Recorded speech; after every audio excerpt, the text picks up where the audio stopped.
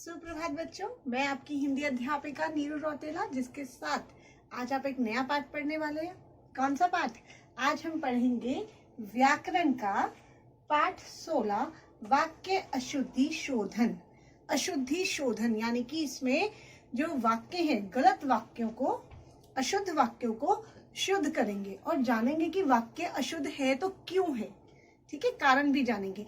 हम बेटे दैनिक जीवन में जो भी भाषा का प्रयोग करते हैं ना, हम दिन प्रतिदिन कितने सारे वाक्य बोलते हैं, कितने सारे शब्द बोलते हैं, लेकिन उनमें किसी ना किसी तरीके की जाने अनजाने हमसे कोई ना कोई गलती हो जाती है, जिसकी वजह से क्या होता है, जिसकी वजह से भाषा का अनर्थ हो जाता है। ठीक है, अर्थ का अनर्थ। हम कहना कुछ चाहते हैं लेकिन अनजाने में हम क्या कर देते हैं, गलत भाषा का, गलत वाक्यों का प्रयोग करते हैं। तो इसमें हम जानेंगे क्या क्या कारण है, क्यों हमसे गलतियां हो जाती हैं। तो कई बार तो बेटा उच्चारण की अशुद्धि होती है, हम गलत उच्चारण करते हैं। कई बार क्षेत्रीय प्रभाव के कारण ऐसा हो जाता है। ठीक है, जैसे क्षमा, श वाले जो शब्द होते हैं उन्हें समा, स करके लोग प्रोनाउंस करते हैं, उच्चारण करते हैं उनका। तो क्षेत्रीय प्रभाव के कारण ऐसा होता है। व्याकरण संबंधी अज्ञानता होती है, हमें समझ नहीं आता कि क्रिया का, लिंग का, वचन का, है ना, लिंग और वचन के हिसाब से क्रिया बदल जाती है, इसकी अज्ञानता हो जाती है, जिसकी वजह से वाक्य अशुद्ध होता है। पदक्रम की गलती, हम आगे पीछे कर देते हैं शब्दों को। ठीक है, जिसकी वजह से हमारी भाषा जो है वो अशुद्ध हो जाती है। और शब्दों के प्रयोग संबंधित भ्रामक धारणाएं, कई बार हमारे को पता ही नहीं होता कि कौन सा शब्द सही है, कौन सा गलत है, हम भ्रम में पड़े रहते हैं, जिसकी वजह से हमसे अशुद्धि हो जाती है।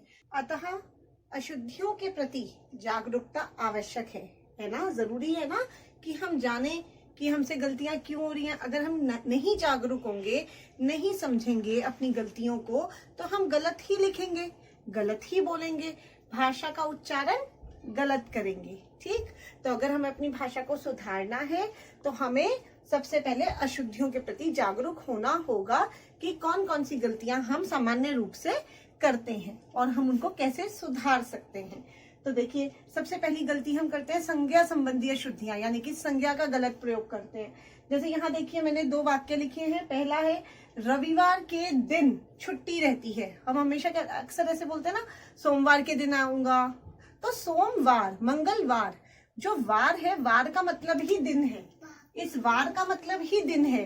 तो रविवार के दिन हमको ऐसे नहीं बोलना, हम बोलेंगे रविवार की छुट्टी रहती है।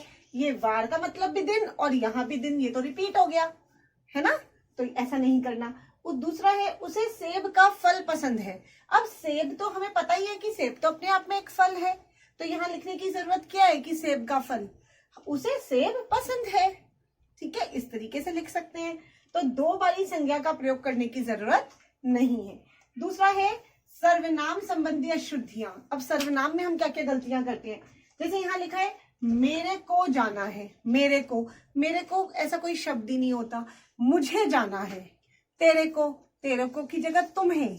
ठीक है, मैं मेरे घर जाऊंगा, मैं मेरे घर जाऊंगा, तो मैं मेरे घर नहीं, मैं अपने घर जाऊंगा। ठीक है, इस तरीके की बहुत ही हल्की सी गलतियां होती हैं, जिनको आए दिन हम लोग बोलते रहते हैं और किसी को पता भी नहीं चलता, हमें खुद नहीं पता चलता कि हमने गलत बोला है। ठीक, लेकिन जब हम लिखते हैं तो यही गलतियां हमारी पकड़ी जाती हैं और हम दूसरों के सामने हमें थोड़ा सा शर्मिंदा होना पड़ जाता है। तीसरा है लिंग संबंधी अशुद्धियां। तो लिंग संबंधी अशुद्धि क्या है, देखिए, चाय गर्म हो गया है। ठीक है, तो ये क्षेत्रीय प्रभाव के कारण कई बार ऐसी गलतियां हो जाती हैं। चाय गर्म हो गया है तो गर्म हो गई है। हाँ, हवा चल रहा है तो हवा चल रहा है नहीं, हवा चल रही है। तो और देखते हैं और किस तरीके की हम गलतियां करते हैं। अगली है हमारी अशुद्धि वचन संबंधी अशुद्धियां।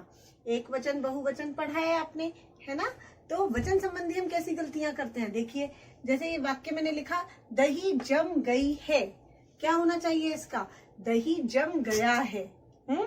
अगला है वह विद्यालय गए। अब एक तरफ हम लिख रहे हैं वह एक के लिए होता है, और दूसरी तरफ हम लिख रहे हैं गए यानी कि बहुत सारे। तो यहाँ पर या तो होना चाहिए वे विद्यालय गए या होना चाहिए वह विद्यालय गया। ठीक है, तो तो ये वचन संबंधी ऐसी अशुद्धि हम कर देते हैं। अगली है कारक संबंधी अशुद्धियां। कारक आपने पढ़ा है, कर्ता ने कर्म को करने से, है ना। कारक विभक्तियां आपको पता है 8 होती हैं। तो कारक संबंधी हम कौन कौन सी गलतियां करते हैं, जैसे रवि ने अपना काम करना है, तो रवि ने अपना काम करना है नहीं, रवि को अपना काम करना है, ने की जगह क्या आ जाएगा, को। अगले वाक्य में देखिए, बच्चे मैदान पर खेल रहे हैं, मैदान पर खेल रहे हैं, मैदान पर नहीं आएगा, क्या आएगा पर की जगह, मैदान में खेल रहे हैं। ठीक है, तो ये हमारी अशुद्धियां हो जाती हैं। विशेषण संबंधी यानी कि एडजेक्टिव से संबंधित भी हम कुछ गलतियां कर देते हैं, जैसे यह एक गहरी समस्या है, तो समस्या तो है लेकिन गहरी शब्द, गहरी विशेषण उसके साथ सूट नहीं कर रहा, अच्छा नहीं लग रहा। गहरी की जगह हमें क्या लिखना चाहिए, हमें लिखना चाहिए कि यह एक गंभीर समस्या है। उसके बाद है एक फूल की माला लाओ। अब यहाँ लिखा है एक फूल की माला, अब फूल की एक माला, एक कैसे होगा, एक फूल की माला तो हो ही नहीं सकती, ये होना चाहिए फूल की एक माला लाओ। ठीक है, माला एक हो सकती है लेकिन एक फूल की माला कैसे बनेगी, नहीं बन सकती ना, तो यहाँ पर ये अशुद्धि है। अगला देखिए आप, क्रिया संबंधी अशुद्धियां। क्रिया आपको पता ही है, जो भी काम हम करते हैं, है ना, उसे क्रिया कहते हैं। तो क्रिया संबंधी हम कैसी गलतियां कर देते हैं, तुझे पिताजी बुलाए हैं, ये नहीं होगा ना, गलत है ना, तुझे पिताजी ने बुलाया है, ऐसे होगा सही। हमने कई किताबें पढ़ा है थोड़ी ना होगा, हमने कई किताबें पढ़ी हैं। फिर है क्रिया विशेषण संबंधी अशुद्धियां। क्रिया विशेषण संबंधी अशुद्धियां कैसी होती है, देखिए, क्रिया विशेषण आपको पता है, जो भी शब्द क्रिया की विशेषता बताए उसे क्रिया विशेषण कहते हैं। तो अचानक बस चल पड़ी, अब बस चल पड़ी, कैसे चल पड़ी, अचानक। अब ये जो अचानक है ना, ये क्रिया के साथ आना चाहिए, बस अचानक चल पड़ी। ठीक है, क्रिया है हमारी चल पड़ी, कैसे चल पड़ी, अचानक, तो अचानक इसके साथ आएगा। ठीक, फिर बच्चे ध्यान पूर्वक कहानी सुन रहे थे, क्रिया क्या है, सुन रहे थे, कैसे सुन रहे थे, ध्यान पूर्वक, तो ये ध्यान पूर्वक इधर आ जाएगा, बच्चे कहानी ध्यान पूर्वक सुन रहे थे। ठीक, फिर अगला है पुनरुक्ति संबंधी अशुद्धियां। पुनरुक्ति होता है रिपीटिशन, हम कई शब्दों को 2 बार लिख देते हैं, बोल देते हैं और हमें पता भी नहीं चलता। कैसे, मैं सकुशल पूर्वक हूं, अब सकुशल, स मतलब तो साथ ही होता है ना, तो यहाँ क्या आ जाएगा, मैं सकुशल हूं, सकुशल पूर्वक हूं लिखने की जरूरत नहीं है, मैं सकुशल हूं। नेक्स्ट, उसे मृत्यु दंड की सजा मिली, दंड और सजा, दंड का मतलब भी तो सजा होता है, तो उसे मृत्यु दंड मिला, आप इतना भी लिख सकते हैं, या उसे मृत्यु की सजा मिली, ऐसे बोल सकते हैं। ठीक है, तो यहाँ रिपीट हो रहा है एक ही शब्द।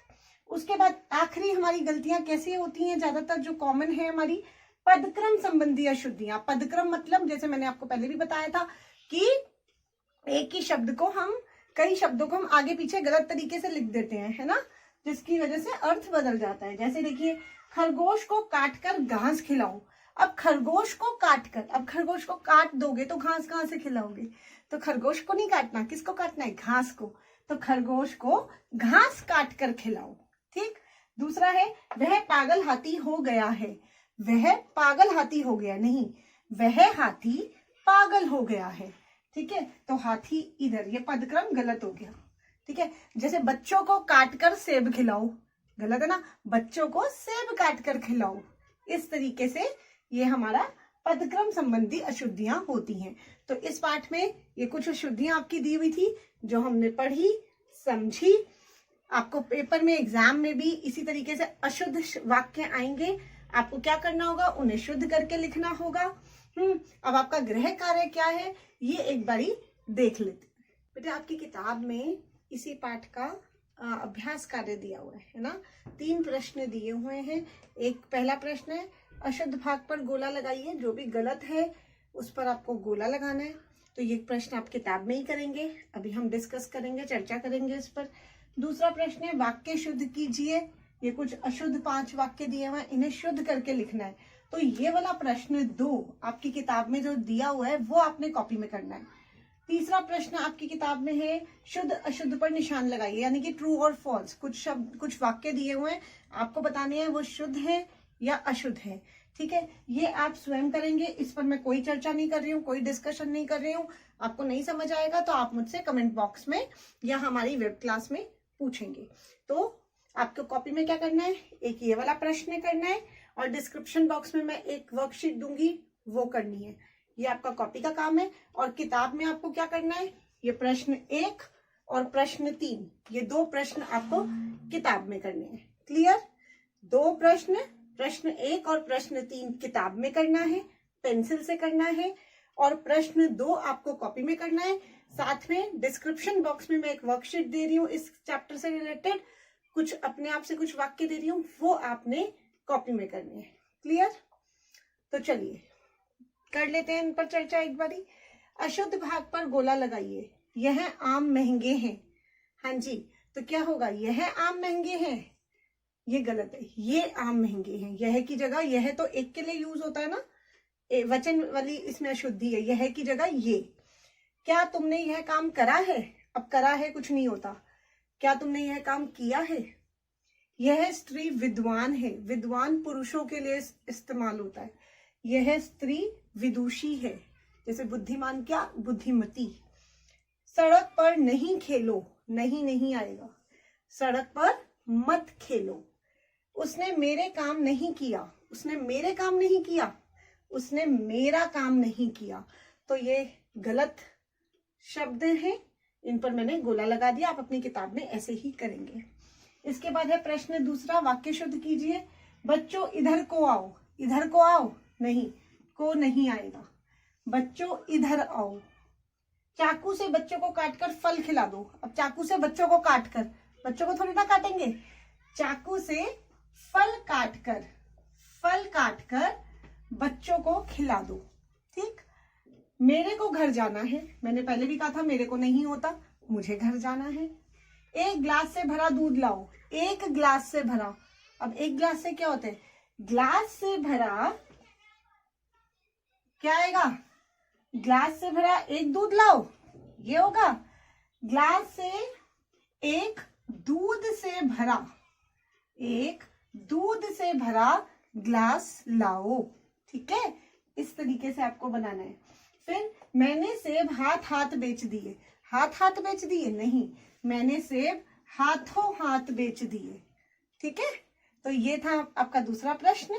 तीसरा आप खुद करेंगे, ट्रू फॉल्स है, और इस तरीके से आपका ये पाठ खत्म होता है।